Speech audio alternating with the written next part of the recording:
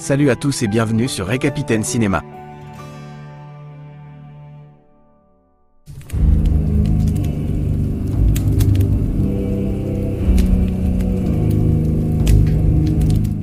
Le film s'ouvre sur une magnifique campagne italienne du XIVe siècle.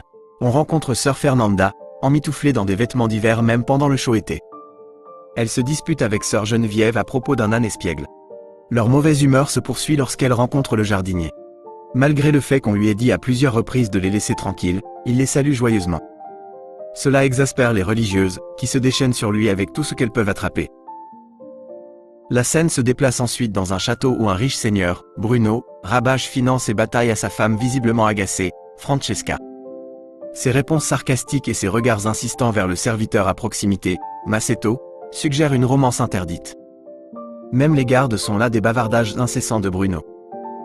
Plus tard, une rencontre passionnée entre Francesca et Masetto révèle sa frustration envers son mari. Leur secret est menacé par des bruits suspects, qu'elle craint être Bruno. Ironie du sort, ses plaintes constantes à son sujet reflètent son comportement, ce qui pousse Masetto à la faire taire par un nouvel accès d'intimité. Malheureusement, leur véritable interruption arrive sous la forme d'un Lord Bruno furieux entrant dans la chambre. Masetto déjoue la capture et la femme imprudente le pousse à fuir. Masetto évite la capture en sautant par la fenêtre et en faisant semblant de dormir parmi les autres serviteurs. Lord Bruno, soupçonnant le battement de cœur plus rapide qu'il ressent, coupe une queue de cheval pour identifier le coupable le matin. Masetto le déjoue en coupant également les queues de cheval des autres serviteurs. L'imprudence de Francesca et la perte de Masetto. Incapable de résister à une autre rencontre, elle est prise en flagrant délit par Lord Bruno dans le jardin. Face à la castration, Masetto s'enfuit dans la forêt pour sauver sa vie. De retour au couvent, la pieuse Alessandra trouve du réconfort dans sa broderie, en contraste frappant avec son désir d'une vie au-delà des murs du couvent. Le père Tommaso rassemble les broderies des religieuses dans l'intention de les vendre au marché. Il confie à sœur Maria, qui est également la mère supérieure, ses doutes quant à l'adéquation d'Alessandra à la vie conventuelle. Alors qu'il s'apprête à partir, le jardinier exaspéré démissionne finalement en raison des abus incessants des religieuses. Pendant ce temps, Masetto en fuite tombe sur un père Tommaso ivre dans les bois.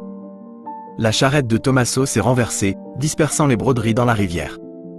Masetto, pris de pitié face à la situation du prêtre, l'aide à ramasser les marchandises abîmées. En retour, Tommaso offre à Masetto un refuge pour la nuit au couvent, à une condition. Masetto doit faire semblant d'être sourd et muet pour éviter la colère des religieuses. De retour au couvent, Tommaso présente Masetto, le prétendu « nouveau jardinier », à Maria qui l'observe d'un œil méfiant. Tommaso invente une histoire de voleur ayant dérobé les marchandises destinées au marché. Pendant ce temps, Geneviève se plaint de l'âne fugueur et demande à s'en occuper désormais. Alessandra reçoit la visite de son père, qui exprime sa frustration face à la dot et à la fortune familiale en déclin.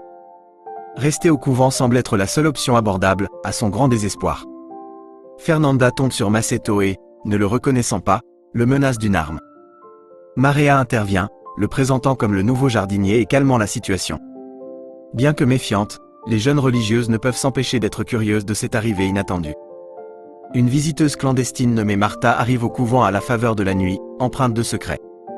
Fernanda, toujours rebelle, accueille son amie et elle partage un breuvage interdit, du vin sacrificiel, avec une Alessandra curieuse et une Geneviève hésitante. Martha présente une potion réputée posséder un charme irrésistible, éveillant une étincelle de curiosité chez les religieuses.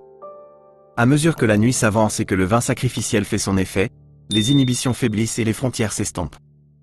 Un sentiment d'expérimentation ludique s'installe, conduisant à une intimité physique inattendue entre Fernanda, Martha et Geneviève.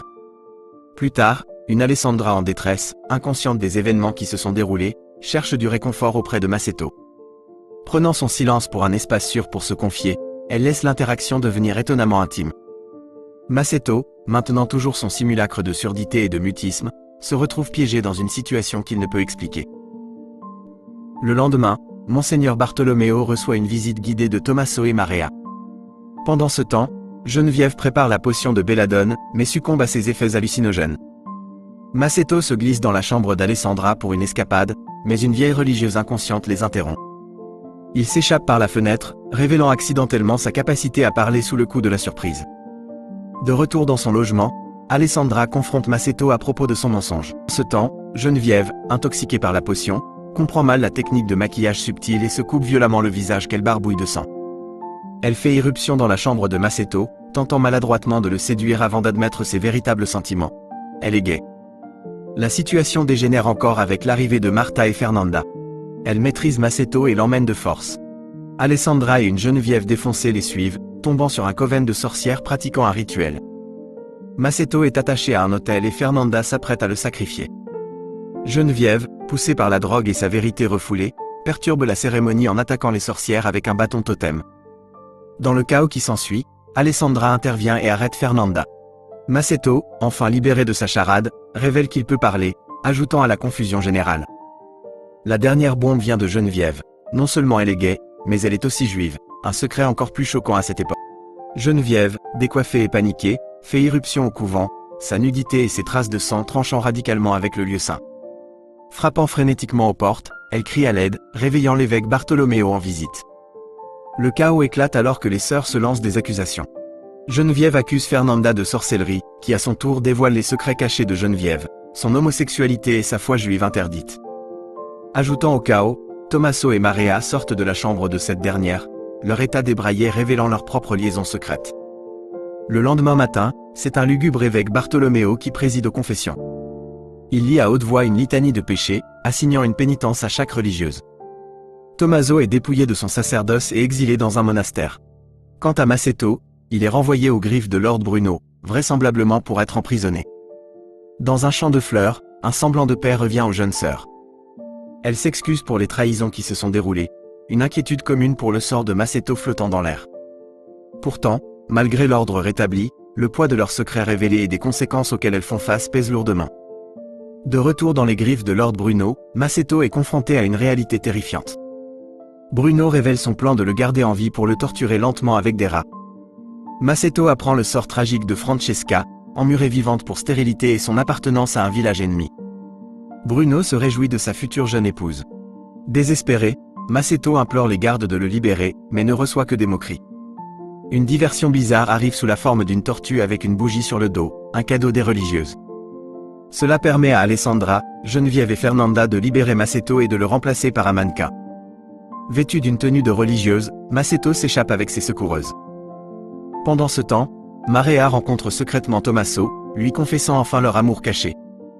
Leurs retrouvailles sont interrompues par l'arrivée frénétique des sœurs et de Maceto. Tommaso et Marea sont obligés de se cacher. Fernanda s'attarde, momentanément captivée par la vue d'un âne solitaire. Geneviève l'entraîne et le groupe disparaît dans les bois. Le film s'achève brutalement sur cette note ambiguë, laissant le sort des personnages incertain.